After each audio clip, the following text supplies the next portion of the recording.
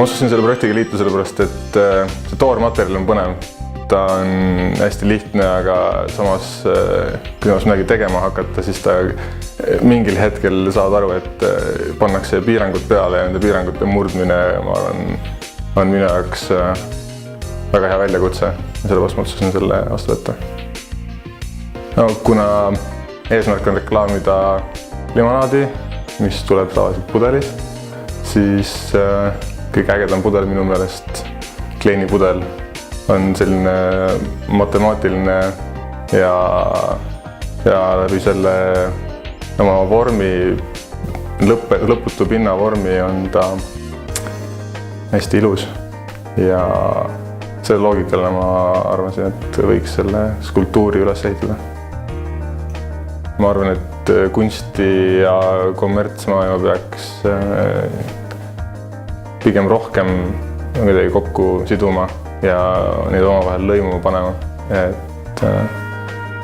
Et reklaam ei oleks lihtsalt efektiivne tööriist, vaid ta pakuks midagi ka neile, kellele see reklaam suunatud ei ole, kellest see võib-olla mööda läheb, mis iganes põhjustel. Et ta mõningatele inimestele ei muutuks lihtsalt müraks, vaid oleks ikkagi midagi, mida nad saavad nautida, tarbida, näha, mille najal nad saavad mõtiskleda mis iganes teemade üle, mis neil siis sellega meelde tulevad. Ma ei tea, minu jaoks on siiamaani kõik suht müra olnud. Pigem võiks rohkem kunsti olla, rohkem eesmärgiga disainitud, nauditavaid reklaame võiks leiduda küll.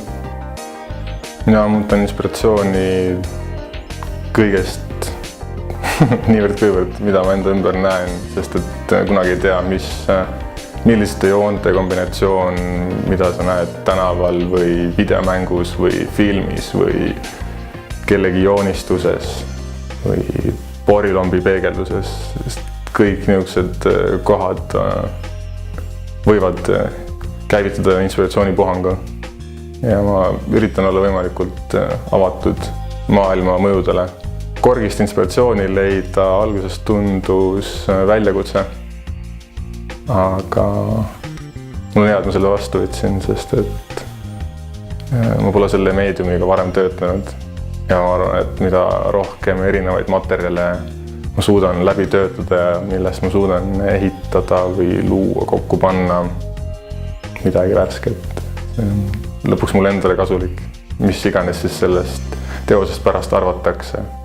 Pigem niisugune isiklik rännak enesetäiendamise teel.